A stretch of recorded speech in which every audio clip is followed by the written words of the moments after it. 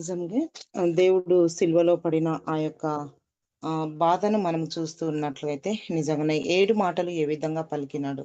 అయితే యేసు ప్రభువు ముందుగా నిజంగానే ఆహ్, అక్కడ ఉంటున్న పిలాతు గాని, అక్కడుంటున్న పరిసయ్యులు గాని, అక్కడుంటున్న వారి మధ్యలో ఫస్ట్ నుంచి వారు బాధ పెడుతున్నప్పటి నుంచి గూడా ఏ మాట గూడా దేవుడు మాట్లాడలేదు. సిలువ మీద ఎక్కిన తర్వాతనే దేవుడు నిజంగానే ఆ 7 మాటలు పలికినట్టుగా మనం చూస్తున్నాము. ఎన్నో శ్రమలు ముందు ఎంతో బాధ పెట్టినారు. ఎన్నో శ్రమలు పెట్టినారు. అయినను దేవుడు నోరు తెరవలేదు. అయితే వాళ్ళు ఎన్నో ప్రశ్నలేసినప్పటికిని మనం బైబిల్ గ్రంథంలో చూస్తున్నాము. ఎన్నో ప్రశ్నలు వేసినప్పటికిని గూడా ఆయన నోరు తెరవలేదన్నట్టుగా చూస్తున్నాం.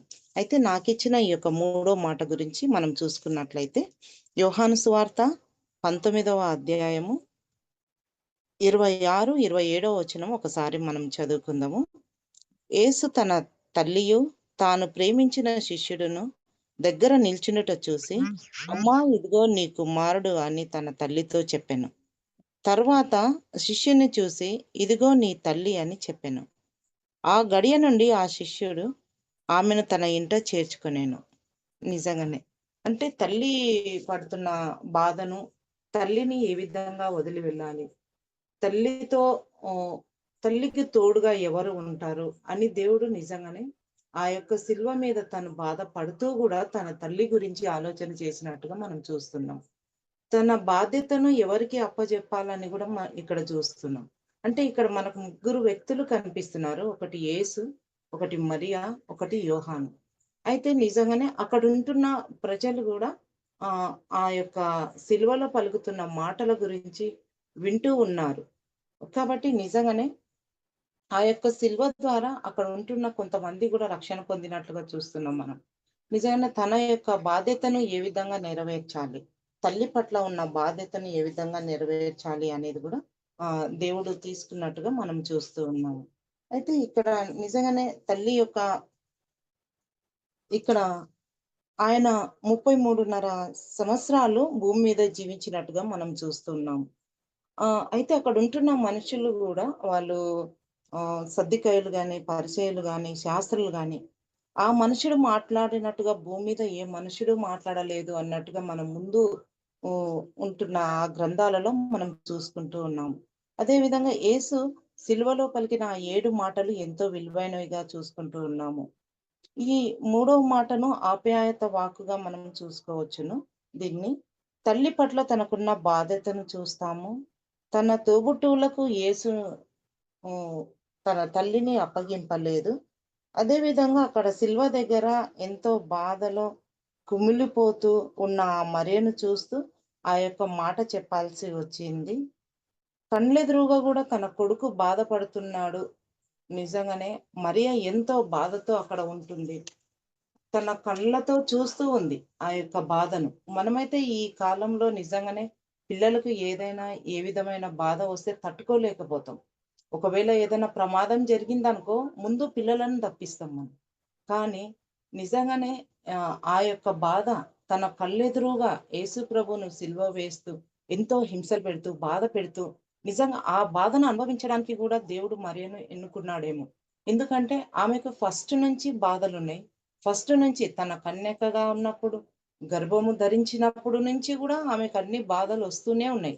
కానీ ధర్మశాస్త్ర ప్రకారము, ధర్మశాస్త్రానికి లోబడి తను అనుకువగా ఉంటూ నిజంగానే ఆ యొక్క ధర్మశాస్త్ర మా ప్రకారమైన జీవితాన్ని తను జీవిస్తూ వస్తుంది కాబట్టి, ఈ యొక్క సిలువ వరకు గూడా దేవుడు ఆమెను రప్పించినట్లుగా మనం చూస్తూ ఉన్నాం.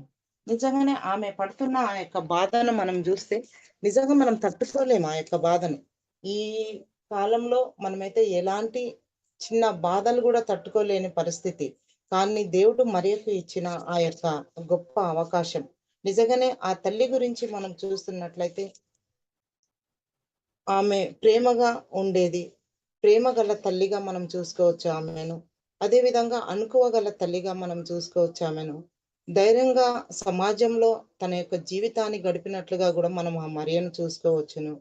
అదే విధంగా విధేయతగా దేవుని పట్ల ఉన్న విధేయతను, అదే విధంగా భర్త పట్ల, సమాజం పట్ల విధేయతగా ఉంటున్న స్త్రీగా గూడా మనం ఆ యొక్క మరియను చూసుకొనవచ్చును. ఒక విశ్వాసిగా గూడా మనం ఆమెను చూసుకొనవచ్చును మరియను. అదే విధంగా ఎంతో తన నిజ జీవితంలో ఉంటున్న విశ్వాసం, నిజంగానే ఆమె అంత విశ్వాసంగా ఉన్నందుకే ఆమె యొక్క జీవితం ఆ విధంగా స్వచ్ఛంగా నిజంగా ఆమెను ఎన్నుకున్నాడు దేవుడు అనంటే, తనలో ఇన్ని ప్రత్యేకతలు ఉన్నాయి కాబట్టే దేవుడు తన తల్లిగా మరియను ఎన్నుకున్నాడనేది మనం చూస్తూ ఉన్నాము. ఒక మంచి తల్లిగా, ఒక మంచి తల్లిగా గూడా తన యొక్క జీవితాన్ని సాగించినట్లుగా మనం చూస్తున్నాం మరియను. అదే విధంగా ధర్మశాస్త్రానుసారంగా ఆమె నడుచుకున్నట్లుగా గూడా మనం చూస్తూ ఉన్నాం. నిజంగా ఇన్ని ప్రత్యేకతలు ఉన్న ఈ మరియ నిజంగానే ఆ యొక్క ఆహ్, లో దేవుడు పడుతున్న బాధను, వేదనను నిజంగా చూస్తూ కళ్ళారా చూస్తూ ఆ యొక్క సిలువ దగ్గర నిల్చొని చివరి వరకు తను వెంట తిరిగిన మనుషులు గాని, తను స్వస్థపరిచిన మనుషులు గాని, మరియు అదే విధంగా తనను వెంబడిస్తూ వచ్చిన శిష్యులు గాని ఆయన వెంట ఉండలేదు. కానీ సిలువలో తన దగ్గర మాత్రము చివరి వరకు తల్లి తన యొక్క ప్రేమను చూపిస్తున్నట్టుగా మనం చూస్తున్నాం. నిజంగానే బాధపడుతుంది, వేదన పడుతుంది. ఎంతో శ్రమ కళ్ళెదురుగా కొడుకును ఆ విధంగా శ్రమ పెడుతున్నాడంటే, ఆ బాధ ఎంతో భయంకరంగా ఉంటది. మన కళ్ళెదురుగా మన పిల్లల్ని ఎప్పుడైనా బాధ పెట్టినప్పుడు మనం చూస్తామా? ఎవరైనా ఒక దెబ్బ ఏస్తే గూడా మనం చూడలేము. కాబట్టి నిజంగానే దేవుడు మరియను ఎన్నుకున్నాడు అనంటే, చివరి వరకు తన యొక్క జీవితాన్ని ఒకే విధంగా తన కొడుకు పట్ల చూపిస్తూ వస్తున్నట్లుగా మనం చూస్తున్నాం. అదే విధంగా యేసు ప్రభువు గూడా తల్లి పట్ల ఒక బాధ్యతను ఒకరి చేతికి అప్పగించడానికి అంటే ఈ లోకరీత్యా ఒకరికి అప్పగించాలి. అయితే ఎవరైతే తనకు ఓహ్! ప్రేమించి తన వెంట ఉంటూ తనను చూస్తూ వస్తున్న యోహానును అంటే అంతరంగిక శిష్యునిగా గూడా మనము యోహానును చూడవచ్చు మనం అక్కడ. అయితే తనకు తన తల్లిని అప్పగిస్తున్నట్లుగా మనము చూస్తూ ఉన్నాము ఇక్కడ. ఆయన జెబెదయి కుమారులో ఒక కుమారునిగా యోహాను ఉన్నట్టుగా చూస్తున్నాము. అదే విధంగా 12 మంది శిష్యులలో గూడా ఈయన ఒక ప్రత్యేకత కలిగిన వ్యక్తిగా మనం చూస్తున్నాము. దేవుడు నిజంగానే ఆయనను ఎన్నుకున్నాడు అనంటే, యోహానుకు తన తల్లిని అప్పగిస్తున్నాడు అనంటే, తన తల్లిని తనైతేనే కరెక్ట్‌గా చూడగలడు. తన వెంట అంటే సిలువ వరకు వచ్చి ఉన్నాడు ఆ శిష్యుడు. కాబట్టి ఈయన నా చివరి మరణం వరకు నాతో ఉన్నాడు కాబట్టి, ఈయనకు నా తల్లిని అప్పజెప్తే బావుంటదనే ఒక ఉద్దేశ్యము. అదే విధంగా తన బంధువు అయిన యోహాను గూడా. వాళ్ళకు బంధువు గూడా అవుతాడు గాబట్టి, ఆ విధంగా గూడా తను వెంబడించినట్టుగా మనం చూస్తూ ఉన్నాము. అందుకే "అమ్మా ఇదిగో నీ కుమారుడు" అని హ్మ్. తన తల్లికి జెప్పడము, ఆహ్, ఇదిగో నీ తల్లి అని తన శిష్యునికి చెప్పడము మనం చూస్తున్నాం ఇక్కడ. అదే విధంగా ఒక్కసారి మనము ఆహ్, యేసు ప్రభుని గురించి గూడా మనం ఆలోచన చేసినట్లయితే ఆహ్, ఆ యొక్క మనము సామెతల గ్రంథంలో ఒకసారి మనం చూసుకున్నట్లయితే ఆహ్, యేసు ప్రభు ఒక మాట జెప్తాడు ఇక్కడ. మనం నీ కొన్ని ఆజ్ఞలు మనం చూసుకున్నట్లయితే, నీ తల్లిని, నీ తండ్రిని ప్రేమించు. నీ తల్లిదండ్రులకు విధేయత కలిగి జీవించు. అనేది గూడా మనం ఇక్కడ నెరవేర్చినట్టుగా చూస్తూ ఉన్నాము. అయితే సామెతల్లో ఒకసారి మనం చూసుకున్నట్లయితే 23వ అధ్యాయము 22వ వచనం ఒకసారి మనం చూసుకున్నట్లయితే, నీ తల్లి ముదిమియందు ఆమెను నిర్లక్ష్యం చేయకుము అనేది గూడా మనం అక్కడ చూసుకుంటూ ఉన్నాం. కాబట్టి అదే విధంగా కొంచెం మనం కిందికి చూసుకున్నట్లయితే నీ తల్లిదండ్రులను నీవు సంతోషపెట్టవలెను. నిన్ను కనిన నీ తల్లిని ఆనందపరచవలెను అని గూడా మనం ఈ యొక్క సామెతల గ్రంథంలో చూస్తాం. ఈ యొక్క మాట యేసుప్రభు నెరవేర్చినాడు అనేది మనం ఇక్కడ చూసుకుంటూ ఉన్నాం. కాబట్టి నిజంగానే దేవుడు తన యొక్క ఆహ్, మాటను నెరవేర్చినట్టుగా అంటే తనను చిన్నగున్నప్పటి నుంచి పోషణలోను, తన గర్భంలో పెరుగుతున్నప్పటి నుంచి యేసుప్రభు ఆమె పట్ల చూపుతున్న ప్రేమను మనం ఇక్కడ చూస్తూ ఉన్నాం. నిజంగానే ఆ మరియ ఎన్నో కష్టాలను అనుభవించింది. ఎంతో అవమానాన్ని అనుభవించింది. యేసుప్రభును తన ఆహ్, కుమారునిగా స్వీకరించినప్పటి నుంచి అంటే ఆ దూత వచ్చి తనకు దయాప్రాప్తురాలా నీకు శుభము. ఆమెకు ఆ విధంగా చెప్పినప్పటి నుంచి ఆమె ఆ యొక్క మాటను స్వీకరిస్తూ చివరి వరకు తన ప్రయాణాన్ని యేసు ప్రభుతో సాగించినట్లుగా మనం చూస్తూ ఉన్నాం. నిజంగానే గదా! ఆమెకు దేవుడు ఇచ్చిన ఆ యొక్క ధైర్యము, దేవుడు తనను ఎన్నుకున్న విధానాన్ని మనం చూస్తున్నట్లయితే నిజంగానే ఈ కాలంలో ఉంటున్న స్త్రీలు, ఈ కాలంలో ఉంటున్న సమాజంలో కొంతమందిని మనం చూస్తున్నట్లయితే ఎంతో భయంకరంగా వారి యొక్క జీవితాలను గడుపుతూ ఉంటారు. నిజంగానే స్త్రీలు ఏ విధంగా ఉండాలి అనేది మనకు అక్కడ చూస్తూ ఉన్నాము. అదే విధంగా తల్లిదండ్రులను ఏ విధంగా ప్రేమించాలి అనేది ఒక ప్రేమను పంచుతున్నట్టుగా మనం చూస్తున్నాము. అదే విధంగా స్నేహము అనేది ఏ విధంగా ఉంటది. యేసు ప్రభుని ఎంతో స్నేహంగా ప్రేమించిన ఆ యోహానును గూడా మనం చూస్తూ ఉన్నాము. కాబట్టి నిజంగానే ఈ యొక్క 3 ముగ్గురి పట్ల ఉంటున్న స్నేహము, ప్రేమ, బంధము ఇవన్నీ అనేది ఈ యొక్క మాటలో మనం చూస్తూ ఉన్నాము. కాబట్టి నిజంగానే ఆమె ఎంతో విధేయతగా ఆహ్, ఎంతో ధైర్యంగా అక్కడ ఉండడము మనము చూస్తూ ఉన్నాము. ఆమె కన్యకగా ఉన్నప్పుడు అవమానం పొందింది. సిలువలో ఆయన పడుతున్న బాధను తను గూడా పంచుకుంటున్నట్టుగా మనం చూస్తూ ఉన్నాము. అందరూ విడిచి వెళ్ళినను గూడా ఆమె తన కుమారుని విడిచి వెళ్ళలేదు.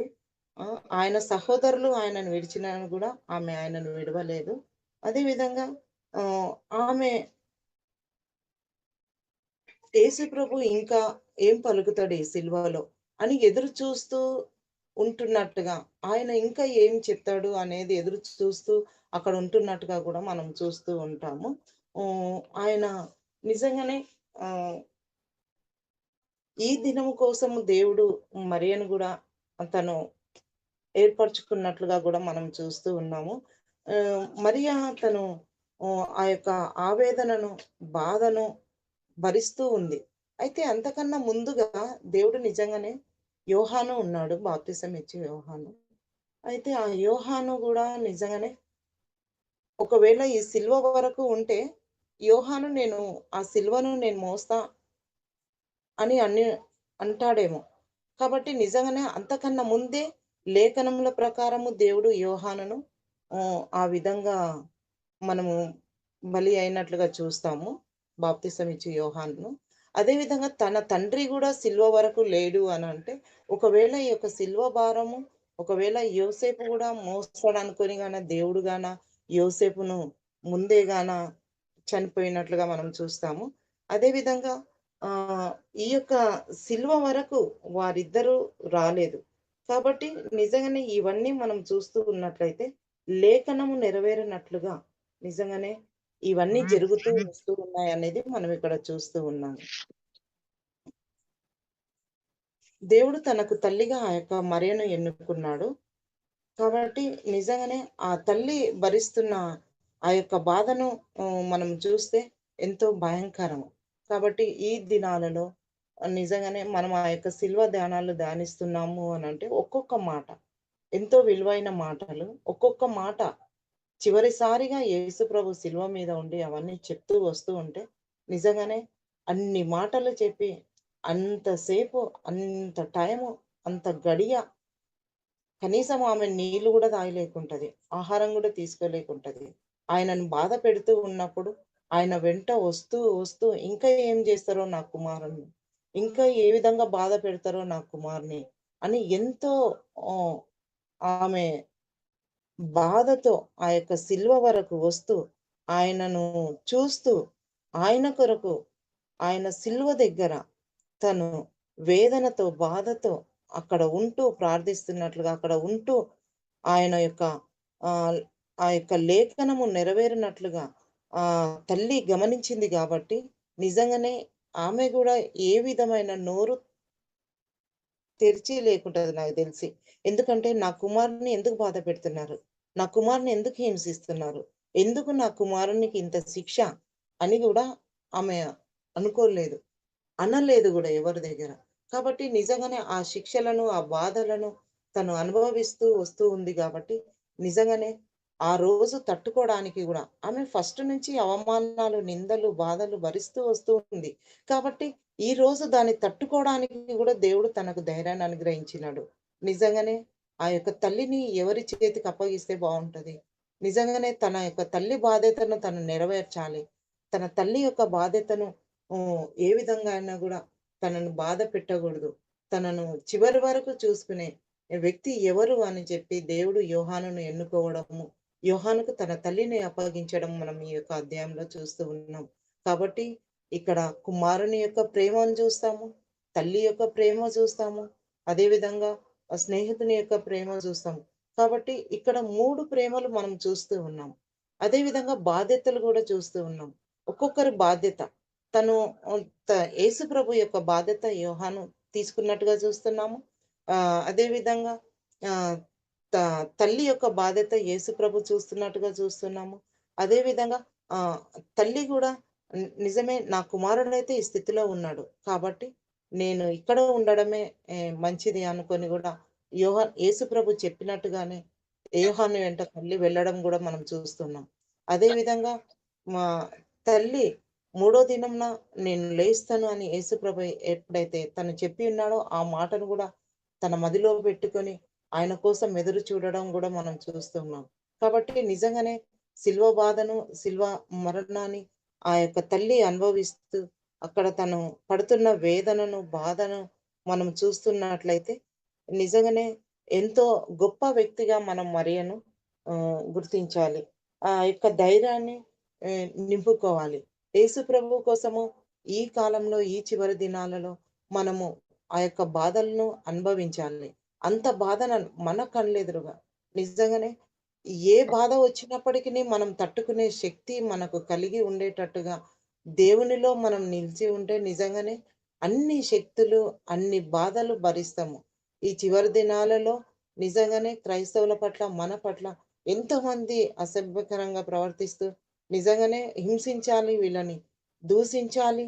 వీళ్ళ మీద ఆహ్, అన్యాయంగా మనకు ఎన్ని విధాలుగా మనకు బాధలు, నిందలొచ్చినప్పటికీ గూడా తట్టుకునే శక్తి దేవుడు మనకు ఇచ్చేలాగున అదే విధంగా మనము ప్రతిదినము ఆయన ప్రార్థనలో, ఆయన వాక్యంలో ఎదుగుతూ, ఆయనతో నడుస్తూ ఉంటే, ఆ బాధలను మనం అనుభవించినప్పుడు గూడా మనకు ఏ విధమైన బాధ కలగదు అని నేననుకుంటా.